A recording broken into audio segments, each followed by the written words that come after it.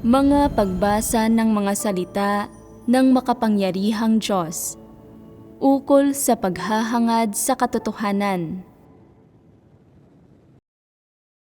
Paano hangarin ang katotohanan? 5. Pagiging metikuloso at masinsinan sa paggawa ng mga bagay. Ang pagiging walang ingat ay isang depekto ng pagkatao. Kung gayon, ang pagiging metikuloso at masinsinan sa paggawa ng mga bagay at pati ang kakayahang maarok ang buod, mahahalagang punto, ang kakayahang matukoy kung nasaan ang mga problema at makilatis ang diwa ng mga problema. Isa ba itong merito ng pagkatao? Ang saloobin ng mga metikulosong tao sa paggawa ng mga bagay-bagay ay medyo wasto. Napaka-metikuloso at napakataimtim sa paggawa ng mga bagay. Nagagawa nilang patahimikin ang kanilang isipan at hindi maging padalos-dalos. Isa itong merito ng pagkatao. Bagamat ang isang taong nagtataglay ng meritong ito ng pagkatao ay kayang umako ng gawaing full-time, kung masyado siyang mabagal sa paggawa ng mga bagay at hindi mataas ang pagiging epesyente ng kanyang gawain, hindi gaanong magiging maganda ang mga resulta. Ano ang nasasangkot dito? Nasasangkot dito ang kakayahan, ang isa sa mga likas na kondisyon. Sa tingin mo ba, ang sinumang metikuloso ay tiyak na kayang gumawa ng mahusay na gawain? Hindi tama ang pananaw na ito. Ang ilang tao ay masyadong metikuloso sa paggawa ng mga bagay hanggang sa punto ng pagiging medyo neurotic. Halimbawa, kapag naghuhugas ng mga gulay, hinuhugasan nila ang harap ng mga dahon at pagkatapos ay ang likuran. Tinatanggal ang bawat dilaw na dahon at tinatanggal ang bawat butas ng insekto. Tinitiyak na ang mga gulay ay nahuhugasan ng ganap na malinis. Ang pagiging napakametikuloso sa paggawa ng mga bagay ay isang merito ng pagkatao. Pero kung ang isang tao ay labis na metikuloso hanggang sa punto ng pagiging walang prinsipyo at paggawa ng napakaliliit na bagay, ito ay nagiging hindi na kinakailangan at hindi epesyente. Nagpapahiwatig ito ng isang mahinang kakayahan, ng kawalan ng kakayahan na magsakatuparan ng mga bagay at kawalan ng kapabilidad na magpasa ng gawain. Ang ilang tao na metikuloso sa paggawa ng mga bagay ay naaarok ang mga prinsipyo, naaarok ang buod, ang mahahalagang punto, kumikilos ng mabilis at maliksi, ng may maagap na paghusga at nagagawang lutasin ng mabilis ang mga problema. Ito ay pagkakaroon ng mahusay na kakayahan. Ang pagiging metikuloso sa paggawa ng mga bagay ay hindi katumbas ng pagiging epesyente sa paggawa ng mga bagay. Hindi rin ito katumbas ng pagkakamit ng magagandang resulta sa paggawa ng mga bagay. Nangangahulugan lang ito ng kakayahan na manatiling nakatuon ng pasensyoso, pagiging tahimik, hindi pagiging padalos-dalos, at hindi pagiging papansin, at hindi pagiging walang ingat. Sa pinakamainam, isa lang itong merito ng pagkatao at malayo ito sa mahusay na kakayahan. Ang ilang tao ay napakametikuloso sa paggawa ng mga bagay, nagmumukhang napakamaingat, hindi nagmamadali o natataranta, at napakatahimik. Gayunpaman, Hindi sila epesyente sa pangangasiwa ng mga usapin. Hindi nila magawang bigyang prioridad ang mga bagay batay sa kahalagahan at kaapurahan. Kumakapit sila sa kung anong hindi mahalagang gampanin at pinagtatrabahuhan nila ito ng walang katapusan. Kaya ang iba ay nakadarama ng pagkabalisa at labis na pagkayamot. Gustong-gusto na sipain sila ng malakas. Masyado silang mabagal gumawa ng hindi epesyente kahit kaunti, sadyang wala silang kwenta. Ang isang taong may normal na abilidad na mabuhay ay gumagawa ng 10 o 20 beses na mas mabilis kaysa sa kanila. Ginagawa nila ang mga bagay ng masyadong mabagal at gaano man karami ang gawin nila, hindi sila makahanap ng isang pamamaraan, hindi makahanap ng mga prinsipyo, wala silang diskarte at hindi sila epesyente. Ang isang gampanin na dapat ay abutin lang ng 1 oras ay maaaring abutin sila ng 1 buong araw. Ang isang gampanin na dapat ay abutin lang ng 1 araw ay maaaring abutin sila ng 5 araw. At ang isang gampanin na dapat ay abutin lang ng 5 araw ay maaaring abutin sila ng 10 araw. Kaya kapwa ka nagagalit at labis na nayayamot sa panonood sa kanila. Ang ilang babae ay mabigat ang katawan sa pangangasiwa ng mga usapin. Kahit na alam nila na kailangan nilang lumabas para mag-asikaso ng isang bagay sa lalong madaling panahon, ipinipilit pa rin nilang hugasan ang kanilang buhok. Sa paghuhugas ng kanilang buhok, hindi sila makahanap ng pamamaraan.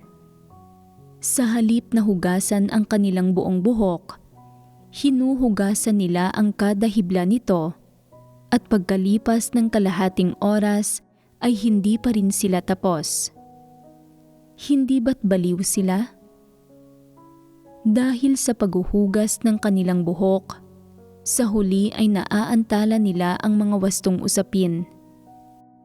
Habang mas apurahan ang mga usapin, mas lalong hindi nila nararamdaman na dapat silang magmadali at mas tumutuon pa nga sila sa pangangasiwa sa hindi mahahalagang usaping iyon. Inaantala ang mahahalagang usapin ng hindi nakakaramdam ng pagkabalisa o pagkairita. Kung hihimukin mo sila, napakarami pa nilang mga palusot. Paanong iiwanan ko na lang ng hindi tapos ang mga wastong bagay na ito? Kapag nakakakita ka ng gayong mga tao, ano ang naiisip mo? Gugustuhin mo talagang sipain sila. Hindi ba't karapat-dapat na sipain ang gayong mga tao? Para sa ganitong mga tao, kahit pa may gawaing kailangang gawin, hindi kailangang ipagawa sa kanila ito. Masyado silang mabagal gumawa at masyado silang walang kakayahan. Kapag nakakakita kayo ng gayong mga tao na gumagawa ng mga bagay na kasing bagal ng suso, nababalisa ba kayo? Sinasabi nila, metikuloso ako sa aking gawain. Sinasabi ko naman, ano ang silbi ng iyong pagiging metikuloso? Ang iba ay hindi naman labis na mas hindi metikuloso kaysa sa iyo, pero mas marami silang nagagawang gawain kaysa sa iyo at mas nagagawa nila ito ng maayos. Nakapagkakamit ba ng mga resulta ang pagiging metikuloso mo? Ito ang susi. Kung metikuloso ka sa paggawa ng mga bagay at epesyente ka rin at nagkakamit ng magagandang resulta, may halaga ang pagiging metikulosong iyon. Pero kung metikuloso ka lang sa paggawa ng mga bagay at sa huli ay hindi ka nagkakamit ng mga resulta ni epesyente, kapaki-pakinabang ba iyon?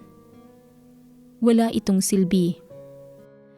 Ang ilang tao ay labis na metikuloso sa paggawa ng mga damit, pero hindi kailanman tama ang kanilang sukat.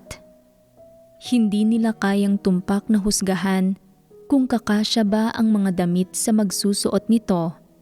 Hindi nila matukoy kung ang mga manggas ay masyado bang mahaba o masyadong maiksi, o kung ang mga damit ay masyado bang masikip o masyadong maluwag.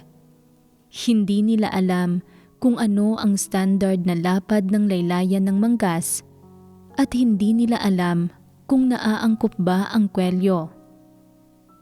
Ang mga damit na ginawa ng gayong mga tao ay tiyak na hindi magiging pasok sa pamantayan.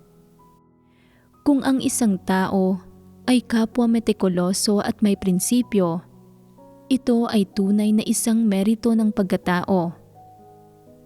Pero kung ang isang tao ay metikuloso lang at walang mga prinsipyo, hindi magawang maarok ang mahahalagang punto at palaging pinalalaki ang hindi mahahalagang usapin at walang silbing pinag-iisipan ng husto ang mga ito ay nakakainis. Ang salitang metikuloso sa pangkalahatan ay itinuturing na isang positibong termino ng karamihan ng tao, pero hindi lahat ng kaso ng pagiging metikuloso ay mga merito. Depende ito sa sitwasyon. Ang ilang tao ay metikuloso sa isang pikit-matang paraan nang walang anumang mga prinsipyo. Ito ay hindi pagiging metikuloso, kundi pagiging neurotic at hindi magawang maarok ang mahahalagang punto. Nagpapahiwatig ito ng mahinang kakayahan at ito ay kawalan ng kakayahang makahanap ng diskarte para gumawa ng mga bagay-bagay at kawalan ng kakayahang maarok ang mga prinsipyo. Sa makatuwid, sa aking pananaw, bagamat ang pagiging metikuloso bilang isang pagpapamalas o paraan ng paggawa ng mga bagay ay isang merito ng pagkatao, kailangan mo ring tingnan ang kakayahan ng tao. Kung hindi isa sa alang-alang ang kakayahan, mabuti pa rin ang pagkakaroon ng isang metikulosong saloobin sa paggawa ng mga bagay. Kung ang isang tao ay kapwa may kakayahan at epesyente sa paggawa ng mga bagay, at kayang sumunod sa mga prinsipyo, at higit pa roon ay metikuloso, ang pagiging metikuloso na ito ay tunay na magandang bonus at isang tunay na merito ng pagkatao. Pagkahilig na magpasikat. Pag-usapan natin ang tungkol sa isa pang pagpapamalas, ang pagkahilig na magpasikat. Sa anong uri ng isyu ito nabibilang? Mga tiwaling disposisyon. Halimbawa, ang ilang tao ay kayang mag-type ng napakabilis para maipaalam sa iba na mayroon silang ganitong kalakasan. Sadya nilang tinitipa ang keyboard ng napakalakas na para bang gusto nilang sabihin, pakinggan mo ang ritmo ng pagtatype ko at malalaman mo kung gaano ako kabilis mag-type.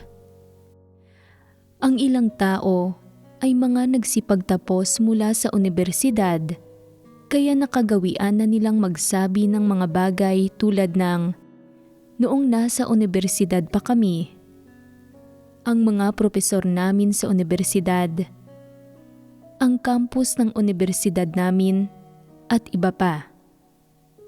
Anong uri ng pagpapamalas ito? Ito ay tinatawag na pagpapasikat. Ang ilang tao ay bumibili ng bagong kotse at natatakot na hindi malalaman ng iba na mamahaling sikat na tatak ito. Pagkatapos lumabas sa kotse, hindi sila umaalis kundi sa halip, sa isang sandali ay tinitingnan nila kung may mga bakas ba ng daliri sa mga bintana At sa susunod na sandali ay tinitingnan nila kung mayroon bang mga gasgas ang pintura. Bakit sila patuloy na tumatambay sa paligid ng kotse? Ito ay para lang ipaalam sa iba na sa kanila ang kotse. Anong uri ng pagpapamalas ito? Ang ilang tao ay may mamahaling telepono. Para maipakita ito sa iba, kahit wala ng charge ang telepono, nagpapanggap pa rin sila na may kausap sa telepono. Ano ang tawag dito? Pagpapasikat. Bakit sila nagpapasikat? Hindi ba't banidad ang nangyayari dito? Ang ilang tao ay nagsusuot ng mink coat at kahit na pagkatapos pumasok sa isang silid na sakto ang init, hindi nila ito hinuhubad. Kapag may nagtatanong sa kanila, hindi ka ba naiinitan? Sumasagot sila, hindi, mink ang suot ko. Sakto ang init nito.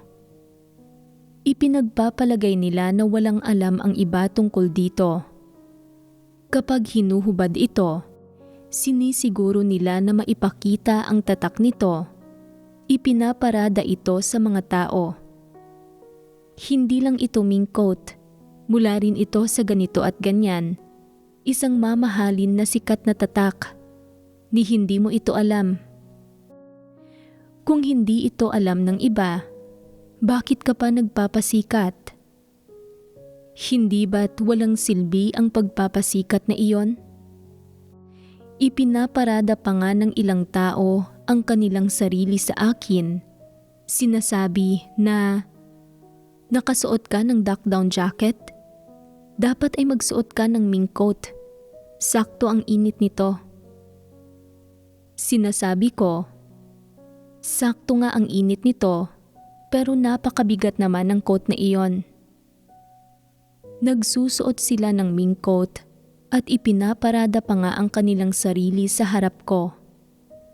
Sabihin ninyo sa akin, hindi ba't mababaw ang gayong mga tao na mahilig magpasikat? Sa usapin ng kanilang pagkatao, mayroon silang dalawang problema. Ang isa ay nalabis silang superficial. Pagdating sa mga panlabas na pag-aari at mga material na bagay tulad ng pagkain kinakain nila, ang mga damit na isinusuot nila, at ang mga bagay na ginagamit nila, gusto nilang ibida ang lahat ng ito. Hindi nila mapigilan ang pagnanais na magpasikat at palagi nilang gustong ipakita sa iba ang mga bagay na ito. Ipinapaalam sa iba na ang mga damit na isinusuot nila at ang mga bagay na ginagamit nila ay pawang mamahalin at katangi-tangi. Ano naman kung malaman ng iba? Kahit pa makita ito ng iba, at hindi sila tingalain ng mga ito, nagpapasikat pa rin sila. Hindi ba't mababaw ito? Sila ay mababaw at parang bata. Ito ang isa pang problema sa mga taong mahilig magpasikat. Sabihin mo sa akin, ano ang makakamit nila mula sa pagpapasikat ng ganoon? Ito ba ay para lang iparamdam ang presensya nila? Kailangan ba ito? Hindi ba't hindi ito kinakailangan? Noong 1980s at 1990s, kung ang mga swelas ng balat na sapatos na sinusuot ng isang tao ay naluma ng hindi pantay, papakuan nila ang mga ito ng mga iron top na maingay ang tunog kapag naglalakad.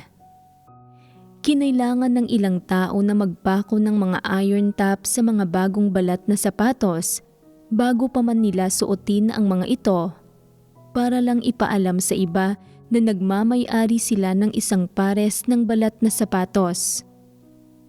Binigyan sila nito ng kumpiyansa at nagparamdam ito sa kanila ng kasiyahan. Naniwala silang, Ang makuha ang atensyon ng iba ay isang mabuting bagay.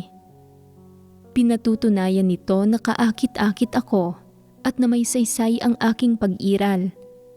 Kaya kailangan kong ibahagi sa lahat ang aking mga kahusayan, kalakasan at ang magagandang bagay na pag-aari ko. Talaga bang pagbabahagi ito?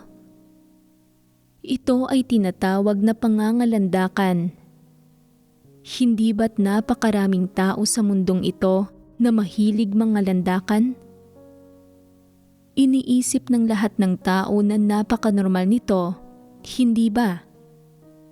Walang nanghahamak sa gayong mga tao ni tumitingin sa kanila ng kakaiba dahil ang mundo ay puno ng gayong mga tao na nahuhumaling sa lahat ng uri ng kasiyahan na dulot ng material na bagay at salapi at ng mga kasiyahang dulot ng katayuan.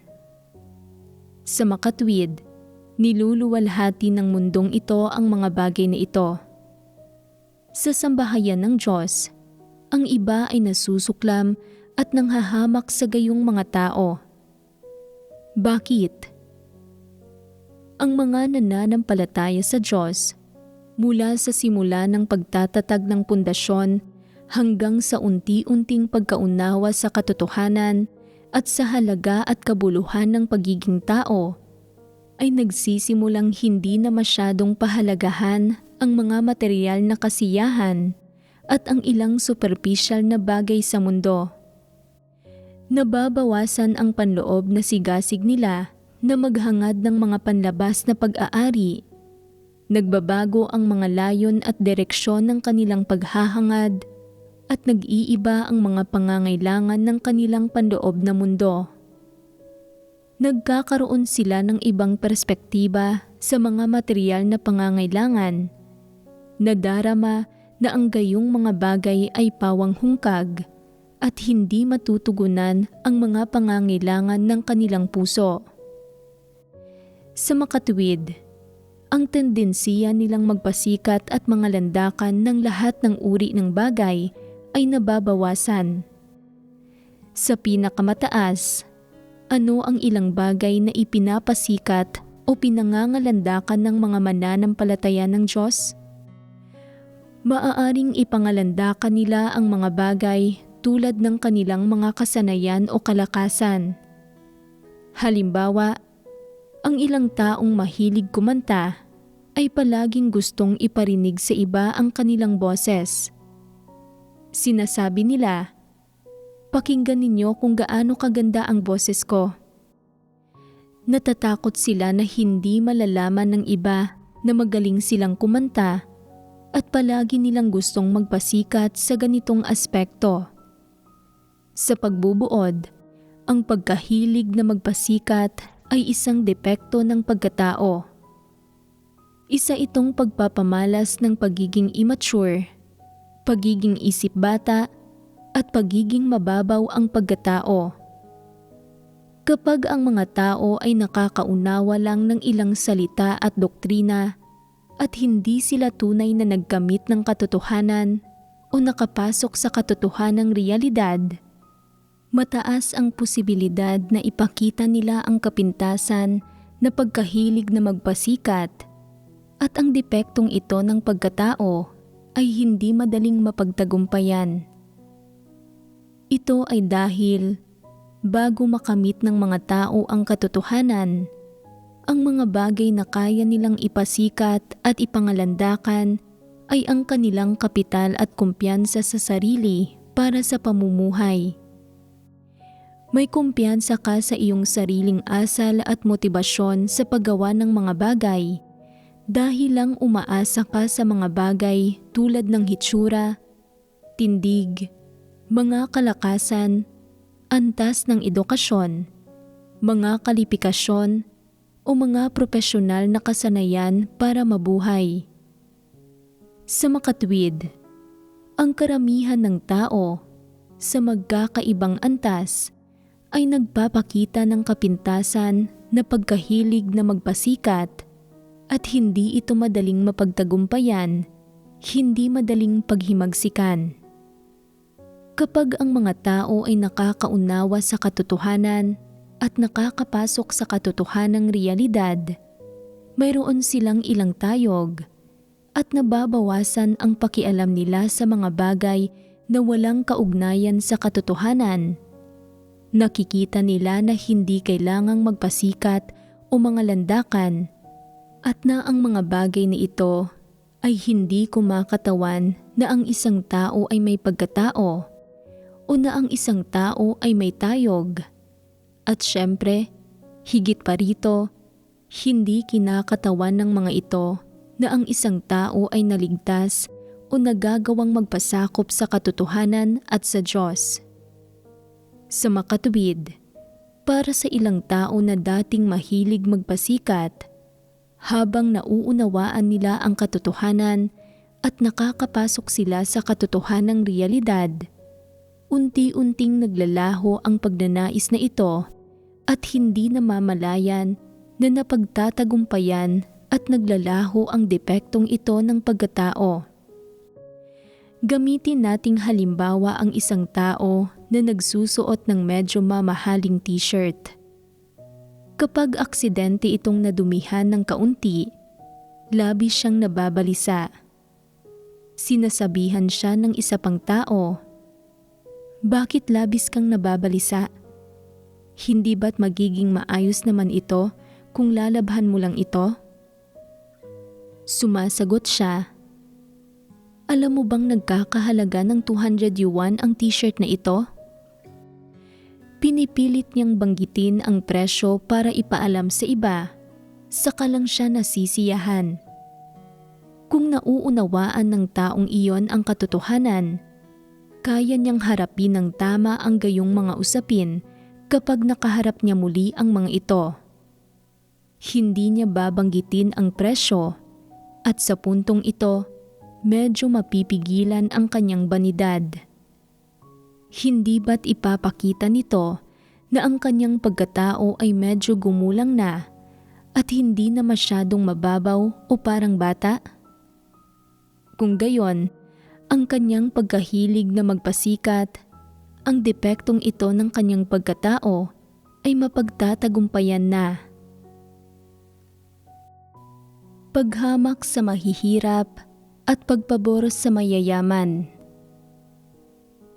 Ang susunod na pagpapamalas ay ang paghamak sa mahihirap at pagpaboros sa mayayaman.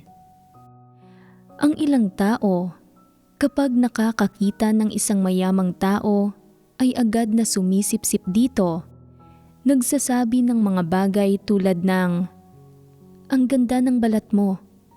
Ang ganda ng hitsura mo. Napakarangal mo, kahit ang dura mo ay mas mahal pa kaysa sa aming mahihirap na tao." Kapag nakikipag-usap sa mayayamang tao at sa mga may posisyon at katayuan, labis silang malumanay. Pero kapag nakakakita sila ng isang magsasaka, palagi nilang gustong pagtawanan ito at ang kanilang mga salita, direkta man o hindi direkta, ay nangmamaliit dito. Ganap na iba ang mga saloobin nila sa mahihirap at sa mayayaman. Handa silang tugunan ang mga pangangailangan ng mayayaman hanggang sa puntong handa silang maging alipin ng mga ito. Pero sa mahihirap, iba ang istorya. Kapag ang mahihirap ay nahaharap sa mga suliranin at nanghihingi ng tulong, binabaliwala nila ang mga ito. Ang pagtrato nila sa mga tao na may mababang posisyon at mababang katayuan sa lipunan ay ganap na iba sa pagtrato nila sa mga may mataas na katayuan sa lipunan. Ito ay paghamak sa mahihirap at pagpabor sa mayayaman. Anong uri ng problema ito? Isang depekto ng pagkatao. Isa ba itong depekto ng pagkatao? Anong uri ng problema sa loob ng pagkatao ito? Isa itong problema ng karakter sa loob ng pagkatao. Ang pagkakaroon ng mababang karakter. Kapag nakakakita sila ng mayayamang tao, sila ay nagiging mga mapagpasakop na alipores, kumikilos sa paraang labis na nagpapakaalipin. Kapag nakakakita sila ng mahihirap na tao, gusto nilang kumilos na parang sila ang amo. Anong uri ng mga nilalang sila? Ang pagtrato sa mga tao sa ganitong paraan ay nagpapakita na wala silang mga prinsipyo. Ang mahihirap na tao ay medyo kulang lang sa pera at medyo may masahol na mga kondisyon sa pamumuhay. Paano kanila ginalit? Ang mahihirap na tao ba ay tiyak na may masamang pagkatao? Ang mayayamang tao ba ay tiyak na may mabuting pagkatao? Ang mga tao ba na nanghahamak sa mahihirap at nagpapabor sa mayayaman ay sinusukat at tinitingnan ang iba batay sa mga katotohanang prinsipyo? Malinaw na hindi. Naniniwala sila na ang sino mang may pera ay marangal at dakila at ang sino mang mahirap ay hamak at mas mababa. Ang pamantayan ng pagsukat nila sa mga tao ay pera. Ang gayong mga tao ba ay mabubuting tao? Kumusta ang kanilang pagkatao? Kapag nakakakita sila ng isang mayamang tao, ngumingiti sila para sumipsip. Kapag nakakakita sila ng mahirap na tao, agad na sumisimangot ang kanilang mukha. Napakabilis magbago ng kanilang mukha.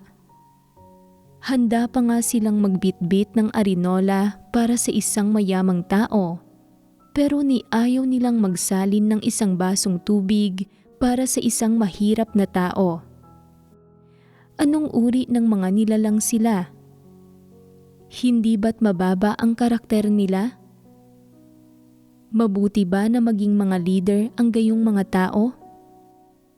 Hindi. Bakit hindi? Sa anong mga paraan sila hindi nababagay sa posisyon ng mga leader? Wala silang mga prinsipyo sa kanilang pagtrato sa mga tao at ang kanilang pagpili at paggamit ng mga tao ay hindi batay sa mga katotohanang prinsipyo, kundi sa halip ay batay sa kung ang isang tao ay may katayuan sa lipunan at may pera. Kung magiging leader sila, iaangat nila ang mga may katayuan at pera. Kung ang mga taong ito na naaangat ay masasamang tao, ang masasamang tao ay magkakaroon ng kapangyarihan sa iglesia at iyon ay magiging isang sakuna. Ang gayong mga tao ay hindi nababagay na maging leader. Sa isang banda, mababa ang karakter nila at wala silang pamantayan ng konsensya sa kanilang ginagawa. Sa kabilang banda, kung magiging leader sila, itutulad nila ang iglesia sa isang bagay na tulad ng lipunan. Ang iglesyang pinamumunuan nila ay magiging isang grupong panlipunan. Iaangat nila ang mga mayayaman at maimpluwensya, ang mga may posisyon, katayuan at mga koneksyon, at ang mga namamayani sa lipunan. Gagawing mga leader ng pangkat at superbisor ang mga ito, habang tinatapak-tapakan ang mga magsasaka, mahihirap na tao, at ang mga mababa ang pinag-aralan, at hindi mahusay magsabi ng mga salitang kaaya-ayang pakinggan na may mabuting pagkatao, may kakayahan, at naghahangad sa katotohanan pero mababa ang katayuan sa lipunan. Hindi ba't dahil dito ay magiging katulad lang ng lipunan ang iglesia? Ano pa ang magiging pagkakaiba? Sa lipunan, hindi ba't ang mayayaman at mga may katayuan ang mayroong kapangyarihan? Hindi ba't ang mga may posisyon, koneksyon, kapangyarihan, at impluwensya ang may katayuan at nagiging bida sa lahat ng antas, larangan, at grupo sa lipunan? Kung ang sambahayan ng Diyos ay tulad ng lipunan, magiging sambahayan pa rin ba ito ng Diyos? Hindi na ito magiging sambahayan ng Diyos at hindi na ito matatawag na isang iglesia.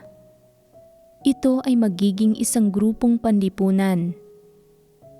Ito mismo ang kahihinatnan ng pagiging leader ng mga taong nanghahamak sa mahihirap at nagpapabor sa mayayaman.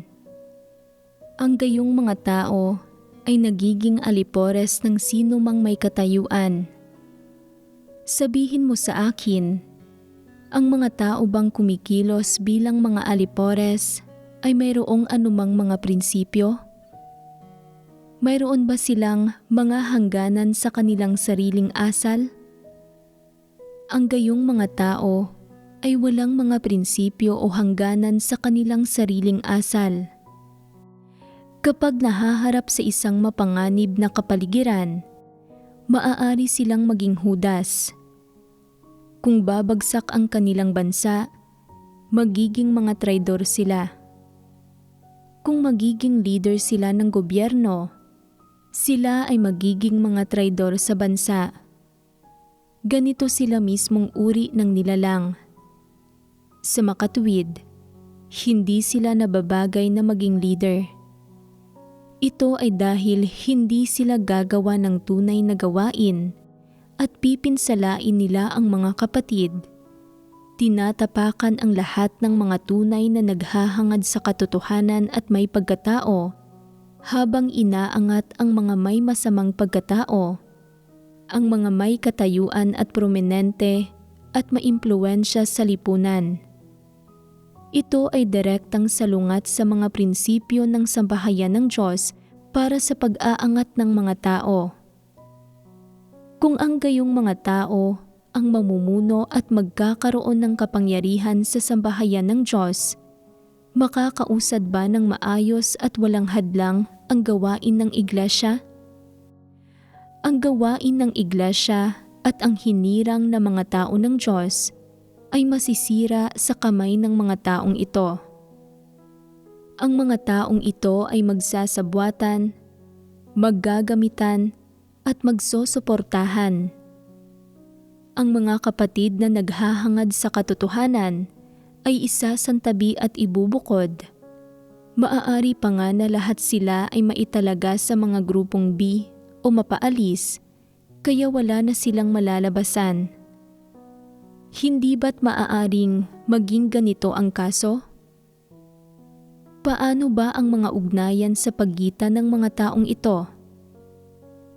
Kapag nagsasama-sama sila, tinatawag nila ang isa't isa na brother, inaakbayan nila ang isa't isa, at nagyayabang sila tungkol sa maluluwalhating kasaysayan sa lipunan.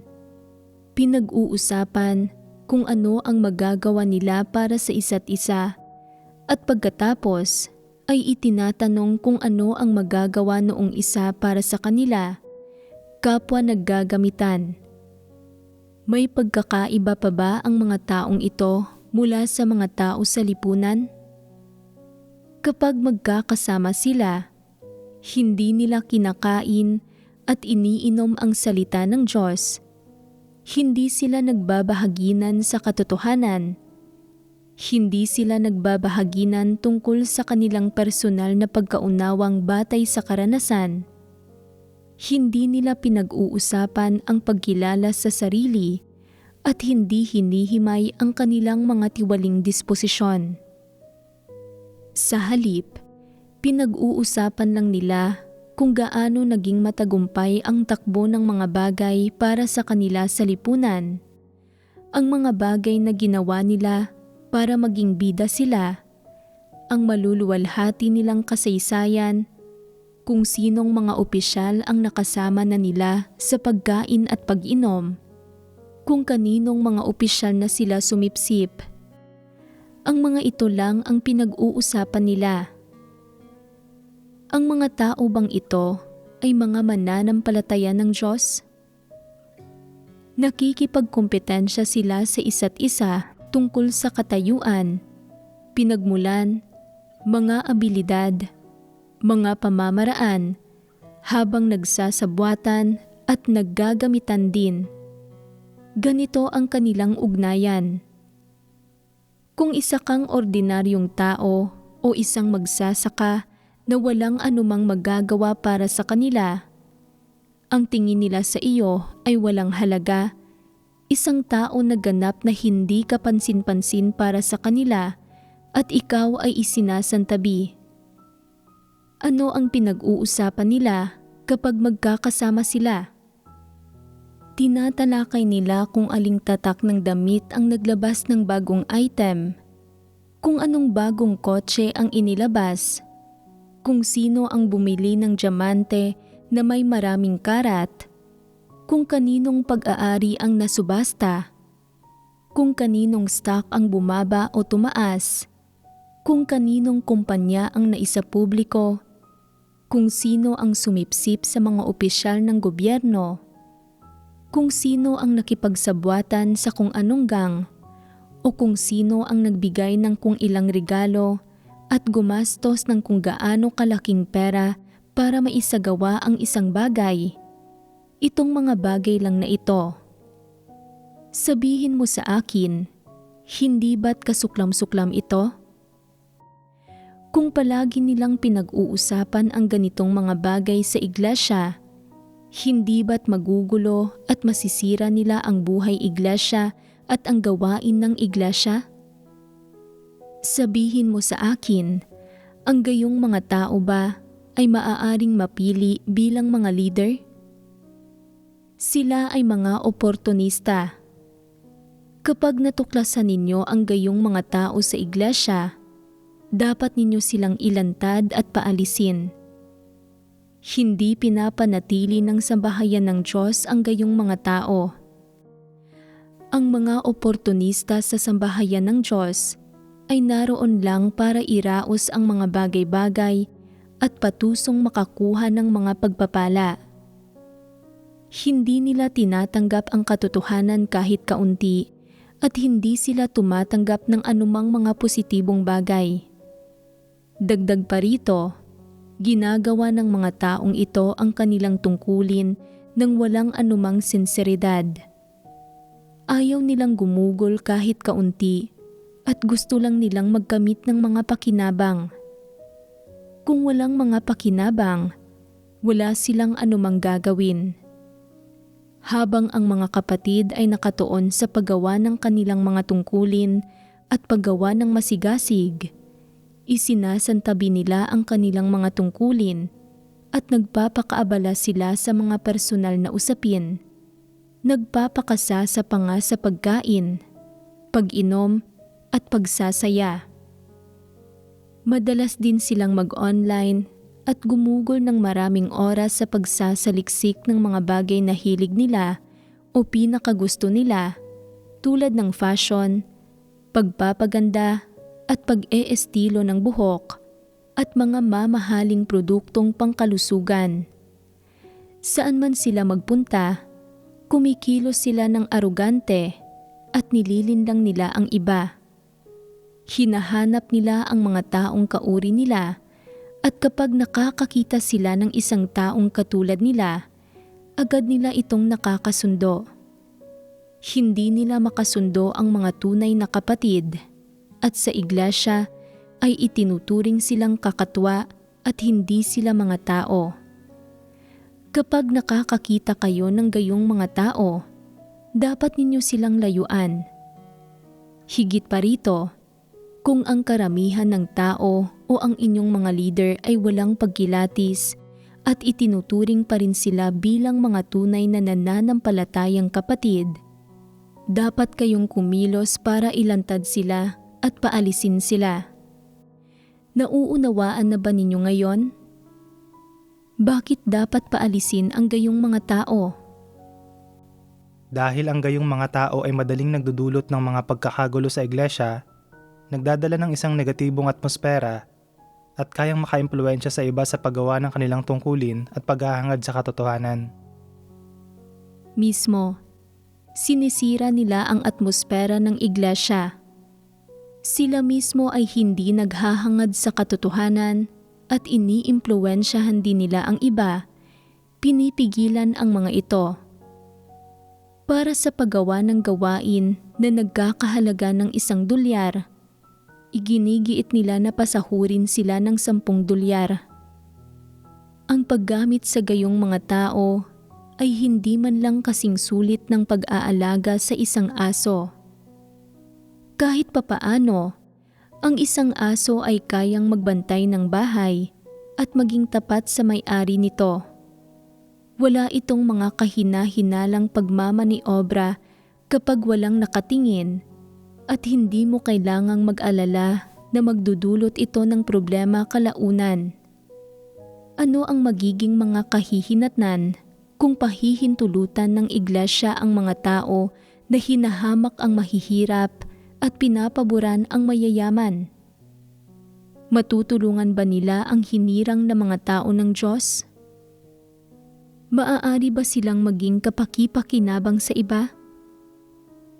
Sa sandaling mabunyag at makilati sila ng iba, dapat silang paalisin. Kung papayagan silang manatili, manggugulo at manggagambala lang sila, magdudulot lang ng problema at magdadala lang ng kalamidad sa iglesia. Kung maghihintay ka hanggang sa magdulot sila ng isang malaking sakuna, at pagkatapos ay saka mo lang aayusin ang kaguluhan, magiging isang napakalaking problema iyon. Ayaw natin ng problema. Mas gusto nating huwag na tayong maabala. Maraming gampanin at tungkulin ang dapat gawin ng mga tao, huwag nang imbitahan ang mga problemang ito.